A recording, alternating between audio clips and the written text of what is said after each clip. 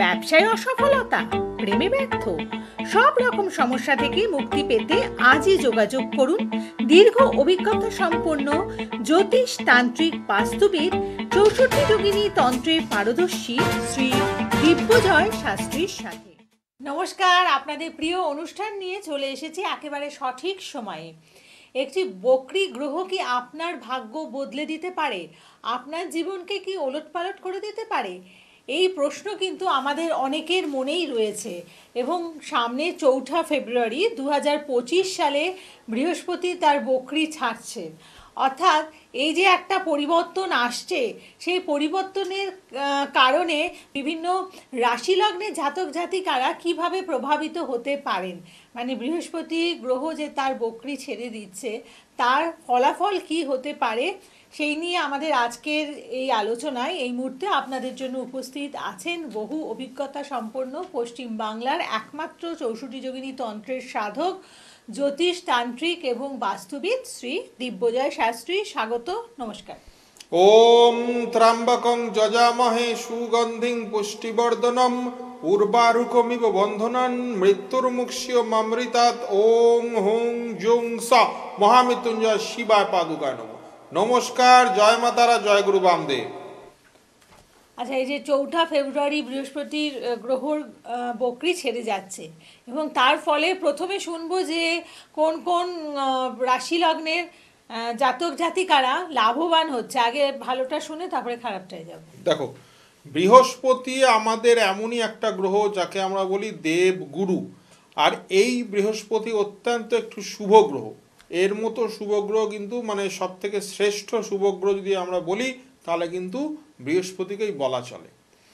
এইবার এই বৃহস্পতি গ্রহ আমাদের কিসের কারক গ্রহ সেটা আগে আমাদের একটু বুঝতে হবে। বৃহস্পতি কিন্তু আমাদের অর্থ, আমাদের যোগাযোগ, কানেকশান এগুলো কিন্তু দেয়। এর সাথে সাথে কিন্তু সুস্থ শরীর, সুস্থ মস্তিষ্ক কিন্তু এই বৃহস্পতি আমাদের দিতে সক্ষম। এই বৃহস্পতির কিন্তু বিশাল শুভত্ব আছে। যেই শুভত্ব যদি মানুষ নিজের জীবনে যদি প্রয়োগ করতে পারে তাহলে কিন্তু সেই মানুষের জীবন কিন্তু অতীব সুখময় এবং অতীব সে ভাগ্যশালী হয়ে যায়। বৃহস্পতি কিন্তু শুধু অর্থ নয়, ওই সেই অর্থ যে প্রাপ্তি হবে সেই জায়গাটা, সেটা কিন্তু শুভ কোনো ব্যাপার বা শুভ কোনো জায়গা থেকে অর্থ প্রাপ্তি ঘটায়। ও কিন্তু অন্য আরও যেমন রাহু আছে, শনি আছে, এরা কিন্তু অনেক সময় 2 নম্বরই জায়গা থেকে অর্থ প্রাপ্তি ঘটায়, কিন্তু বৃহস্পতি কিন্তু সেটা না। বৃহস্পতি কিন্তু সৎভাবে উপার্জন করে যে টাকাটা হয় সেটাই কিন্তু বৃহস্পতি মানে ডিনোট করে। আর সেই বৃহস্পতি কিন্তু ওই শুভ অর্থর জায়গাটা কিন্তু ওই দেখে।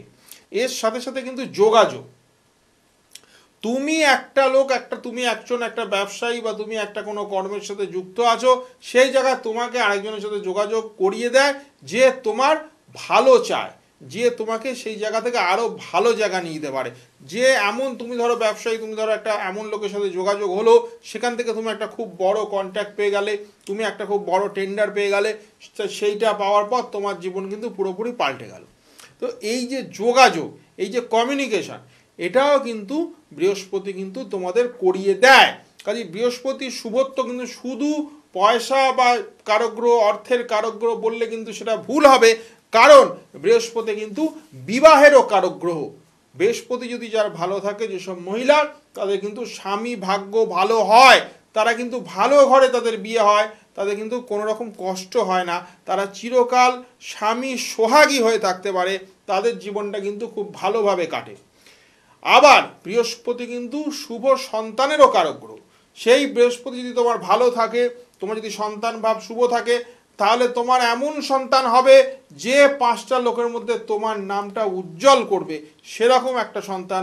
অনেকেই আমরা দেখেছি বাবা হয়তো বা মা হয়তো সেরকম কিছু বড় কেউ না, খুবই সাধারণ, কিন্তু তাদের ছেলেমেয়েরা তারা যে কোনো একটা ফিল্ডে এমন একটা জায়গায় চলে গেছে যে 5টা লোক তাদের নাম জানে, চেনে, টিভিতে পত্রপত্রিকায় তাদের নাম ছবি বেরোয়। কাজী সেখানে দেখতে হবে যে তাদের বাবা মার পঞ্চমভাবে বৃহস্পতিরা খুব শুভ ছিল, তাই জন্য তাদের সন্তান অতটা জীবনে এগোতে পেরেছে এবং সৎভাবে পয়সা উপার্জন করতে পেরেছে এবং তাদের একটা নাম যশ খ্যাতি হয়েছে। কাজী বৃহস্পতির প্রচুর রকমের কারকতা আছে। এই যে আজকে যেগুলো বললাম এগুলো তো আছে, ছাড়াও যদি আমরা আরও ডিসকাস করতে থাকি তাহলে হয়তো কয়েক ঘন্টা পেরিয়ে যাবে বৃহস্পতির কারকতা ডিসকাস করতে। কাজেই এই বৃহস্পতি গ্রহ কিন্তু সব দিক দিয়ে কিন্তু আমাদের শুভত্ব এনে দিচ্ছে। এইবার চলে আসি, বৃহস্পতি বকরি হয়েছিলেন 9 অক্টোবর 2024। 9 অক্টোবর 2024 বৃহস্পতি বকরি হয়েছিলেন। এইবার আগামী দিনে ফেব্রুয়ারির 4 তারিখে কিন্তু এই বৃহস্পতি আবার বকরি ত্যাগ করে মার্গী হয়ে যাবে। তাহলে বৃহস্পতি মার্গী হয়ে গেলে আমাদের কোন কোন রাশির কি কি প্রভাব পড়তে পারে সেটা নিয়ে আজকে আমরা একটু আলোচনা করি। প্রথমেই চলে আসি মেষ। মেষ রাশির ক্ষেত্রে বৃহস্পতি দ্বিতীয় স্থানে থাকবে। বৃহস্পতি দ্বিতীয় স্থানে থাকার দরুন অর্থকরীর জায়গাটা কিন্তু মেষ রাশির কিন্তু বেশ শুভ দেখাচ্ছে, এবং মেষ রাশির ক্ষেত্রে কিন্তু কোন রকম অর্থ প্রাপ্তির যোগ কিন্তু হচ্ছে।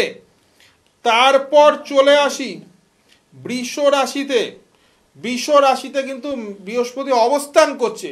কাজী বৃষ রাশিতে যারা যে সব জাতক বা জাতিকা, তাদের জন্য কিন্তু বৃহস্পতি কিন্তু যথেষ্ট শুভত্ব এনে দেবে, তাদের জন্য কিন্তু সাকসেস এনে দেবে। হওয়া কাজ যেটা আটকে আছে অনেকদিন ধরে সেটা কিন্তু সে করিয়ে দেবে। কোনো যদি গুরুত্বপূর্ণ কাজ তোমার থাকে সেটা কিন্তু তুমি এই 4 ফেব্রুয়ারির পর তোমরা কিন্তু করতে পারো, তোমাদের কিন্তু সাফল্যতা আসবে। তারপর চলে আসবো মিথুন বাদ দিয়ে কর্কট রাশিতে। কর্কট রাশির ক্ষেত্রে দেখা যাচ্ছে বৃহস্পতি কিন্তু একাদশ স্থানে আছে। একাদশ স্থানে থাকলে কিন্তু বৃহস্পতি অর্থ এনে দেয়। সেই অর্থ কিন্তু ভালো জায়গা থেকে আনে, শুভ জায়গা থেকে আনে, আর সেই অর্থ কিন্তু শুভ কাজেও দেবে। তোমার সেই অর্থ দিয়ে তোমরা মন্দির, তোমরা সেই অর্থ দিয়ে ভগবানের দেবী দেবতার অর্চনা বা তাদের হোমযজ্ঞ তোমরা করতে পারো, কারণ এই অর্থ কিন্তু তোমাদের শুভ জায়গা থেকে প্রাপ্তি হবে। কাজী কর্কট রাশির পক্ষে কিন্তু বৃহস্পতি কিন্তু একটি ভালো সুখবর বা শুভ ইনকাম বা রোজগারের একটি রাস্তা কিন্তু করে দেবে। তারপর চলে আসি সিংহ রাশি। সিংহ রাশির দশমে বৃহস্পতি, তারা কিন্তু নতুন কর্মের সুযোগ, যারা চাকরি করছে বা নতুন চাকরি খুঁজছে তারা কিন্তু এক্সপেক্ট করতে পারো, তারা কিন্তু আশা করতে পারো 4 ফেব্রুয়ারির পর তোমাদের কিন্তু বৃহস্পতি না কিছু কিন্তু শুভ সংবাদ দেবে। তোমাদের চাকরির জায়গায় নতুন কিছু খবর তোমরা পাবে। জব যারা চেঞ্জ করতে যাচ্ছ সেই জায়গাটাও কিন্তু চেঞ্জ করতে পারবে, এবং যারা হন্যে হয়ে চাকরি খুঁজছো তাদের জন্য কিন্তু সুখবর, তারাও কিন্তু চাকরির একটা না একটা ব্যবস্থা তাদের হবে। তারপর চলে আসি কন্যা রাশি। কন্যা রাশিতে কিন্তু নবমে বৃহস্পতি, আমরা জানি নবমে বৃহস্পতি হলে ভাগ্যোন্নতি হয়। কন্যা রাশির কিন্তু 4 ফেব্রুয়ারির পর আমরা কিন্তু ভাগ্য উন্নতি দেখছি। তাদের প্রফেশনাল জায়গায়, তাদের ব্যবসার জায়গায়, তাদের এডুকেশনের জায়গায়, সব জায়গায় কিন্তু তারা অনেকটাই এগিয়ে যেতে পারবে। কন্যা রাশির জাতক বা জাতিকার জন্য কিন্তু এটি খুবই শুভ সংবাদ। তারা কিন্তু 4 ফেব্রুয়ারির পর বৃহস্পতির থেকে কিন্তু অনেক কিছু শুভ সংবাদ বা শুভ কিছু সিচুয়েশন এমন তৈরি হবে, সেখান থেকে তারা কিন্তু লাভবান হবে। তারপর চলে আসি বৃশ্চিক রাশিতে। বৃশ্চিক রাশির জন্য কিন্তু সপ্তমে বৃহস্পতি হয়ে যাচ্ছে। সপ্তমে বৃহস্পতি থাকলে কিন্তু যদি কোনো বিবাহর তোমাদের কোনো যোগাযোগের ব্যাপার থাকে, যদি সেটা অনেকদিন ধরে তোমরা চেষ্টা করছো হচ্ছে না, মনের মতো পাত্রপাত্রী পাচ্ছ না, তাহলে কিন্তু বৃহস্পতি তোমাদের এখানে শুভত্ব নিতে পারে, তোমরা কিন্তু ভালো পাত্রপাত্রী পেতে পারো। তারপর চলে আসি ধনু। ধনুরটা আমি পরে বলছি। তারপর চলে আসি মকর। মকরের হচ্ছে পঞ্চমে বৃহস্পতি। পঞ্চমে বৃহস্পতি থাকলে কিন্তু ভালো যোগাযোগ হয়, চাকরির যোগাযোগ বা এর সাথে সাথে তোমার কর্মের যোগাযোগ বা ব্যবসার যোগাযোগ বা প্রেম প্রণয় ঘটিত কোনো ব্যাপারে কিন্তু তোমরা সাফল্যতা পাবে, এবং দাম্পত্য কলহ যদি থেকে থাকে সেগুলো কিন্তু থেমে যাবে, তার নিষ্পত্তি হবে এই বৃহস্পতি পঞ্চমে থাকাকালীন। তার সাথে সাথে চলে আসি আমরা কুম্ভ রাশিতে। কুম্ভ রাশিরও কিন্তু ভালো, তার কিন্তু চতুর্থে বৃহস্পতি।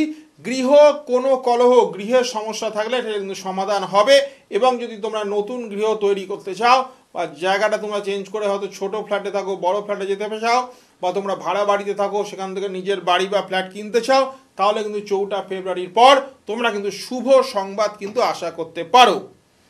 এইবার চলে আসি আমরা যে রাশিগুলোর খুব একটা ভালো পজিশনে বৃহস্পতি থাকছে না তাদের ব্যাপারটা একটু বলি।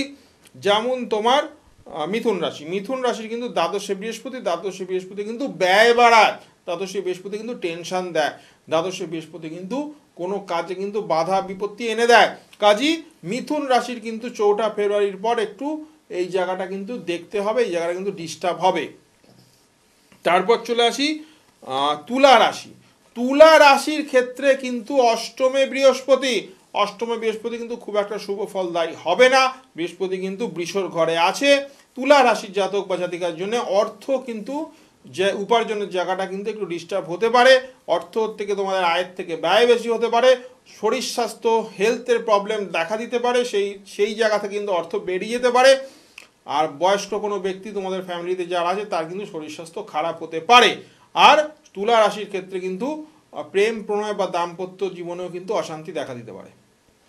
তারপর চলে আসবো মীন রাশি। মীন রাশির তৃতীয় বৃহস্পতি, তৃতীয় বৃহস্পতি কিন্তু মোটামুটি এখানে ভালোই, কিছুটা মানে মিশ্র ফল দেবে, কিছুটা ভালো কিছুটা খারাপ, কিছু শুভ সংবাদ এনে দেবে। তবে খুব একটা বেশি অর্থের দিক দিয়ে কিন্তু এরা সাপোর্ট পাবে না। তবে কিছু ভালো খবর হয়তো তারা আশা করতে পারে, তবে অর্থ কিন্তু তাদের হাত থেকে বেরিয়ে যাবে, বা অর্থ আশা বা রোজগার করার জায়গাটা কিন্তু খুব একটা ভালো পাচ্ছে না। তো এই হলো আমাদের 12টা রাশির সম্মিলিত যে বৃহস্পতি যে 4 ফেব্রুয়ারি যে বকরি ত্যাগ করে যে মার্গী হবে, তার রেজাল্ট কোন রাশিতে কীরকম পড়তে পারে সেইটা আমি আজকে তোমাদের বলে দিলাম। এছাড়াও বৃহস্পতির আরও অনেক কারকতা রয়েছে, যেমন তোমাদের বললাম সন্তান, বিবাহ, তোমাদের দাম্পত্য জীবন, তারপরে তোমাদের পড়াশোনা, তারপরে তোমাদের যে কোনো মাঙ্গলিক কার্য, সব জায়গায় কিন্তু বৃহস্পতির একটা অবদান আছে। কাজেই বৃহস্পতি গ্রহকে যদি ঠিক করতে হয় তাহলে আমরা মা তারার কবচ, যেটা আমি 28 এবং 29 জানুয়ারি তারাপীঠ মহাশ্মশানে বসে সারা রাত জেগে হোম যজ্ঞর মাধ্যমে মা তারার কবচ 64 যোগিনীর ক্রিয়ার মাধ্যমে তৈরি করছি, সেটা যদি তোমরা ধারণ করতে পারো তাহলে কিন্তু তোমাদের বৃহস্পতির সমস্যাটা অনেকটাই সমাধান করতে পারবে। এবং বৃহস্পতি কিন্তু যে আশীর্বাদটা দেয় মা তারার আশীর্বাদ, সেই মা তারার আশীর্বাদ কিন্তু তোমরা পাবে। কারণ এই তারা মায়ের কবচ কিন্তু প্রচণ্ড দুর্লভ, এটা কিন্তু সব সময় করা হয় না। এটা এই রতন্তী অমাবস্যায় 28 এবং 29 জানুয়ারি আমি তারাপীঠে উপস্থিত থাকব। সেই তারাপীঠ মহাশ্মশান যেখানে বসে বামদেব তপস্যা করে মা তারাকে পেয়েছিলেন, সেই জায়গায় আমি উপস্থিত থাকব।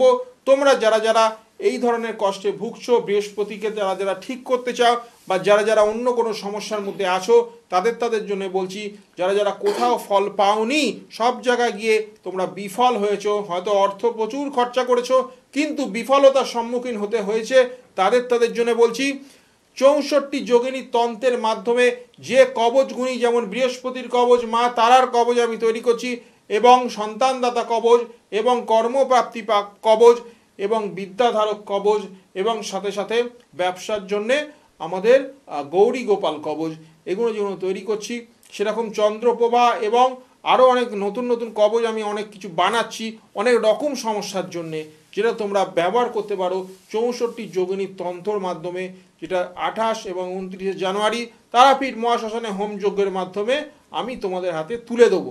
যারা যারা যোগাযোগ করতে ইচ্ছুক, যাদের প্রয়োজন আছে, তারা একটু পারলে যোগাযোগ করে নিও, কারণ 64 যোগিনী তন্ত্রই কিন্তু তোমাদের পূর্ণ ফল প্রাপ্তি ঘটাবে। একদম তাই, একেবারে পূর্ণ ফল পেতে আপনাদের অবশ্যই যোগাযোগ করতে হবে শ্রী দিব্যজয় শাস্ত্রীর সাথে। বুকিং নাম্বার 6292235677 আপনারা ফোন করে বুকিং করুন কনসালটেশনের জন্য। আর দূরের বন্ধুরা কিন্তু অনলাইনে কনসালটেশন করতে পারছেন। চেম্বার রয়েছে হাতিবাগানে, তারাপীঠে, গড়িয়াহাট, বর্ধমান এবং শিলিগুড়ি। এবং প্রতি অমাবস্যা তিথিতে, যেমন সামনের অটন্তি অমাবস্যা তিথি রয়েছে আগামী 28 জানুয়ারি, সেই তিথিতে উপস্থিত থাকছেন তারাপীঠ ধামে। অর্থাৎ যাদের অশুভ যোগ খণ্ডন করার আছে আপনারা সত্বর যোগাযোগ করুন, বা বিভিন্ন সমস্যা নিয়ে যারা জর্জরিত আপনারা যোগাযোগ করুন। হোমের যে আগুন বা হোমাগ্নির আগুনকে স্পর্শ করে আপনার জীবনকে শুভ দিকে পরিচালিত করুন। আপনি ভালো থাকুন, আপনার পরিবার ভালো থাকুক। আজকের পর্ব এতটুকুই। নমস্কার। যোগিনী শক্তি, পূর্ণ ফল প্রাপ্তি। জয় মা তারা, জয় গুরু বামদেব। নমস্কার।